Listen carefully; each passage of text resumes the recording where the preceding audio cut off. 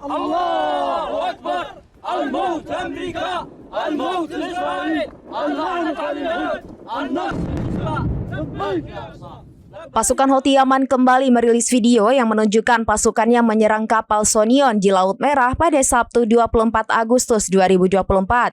Dalam video tersebut tampak detik-detik peledak yang ditembakkan Houthi tepat sasaran mengenai kapal yang terafiliasi dengan Israel tersebut. Akibat serangan tersebut, kapal langsung meledak dan berselimut kobaran api. Seiring dengan serangan itu, pasukan Houthi Yaman pun bersorak mengucap syukur. Kapal itu pun kini dikabarkan terombang-ambing di Laut Merah dan terancam tenggelam sepenuhnya.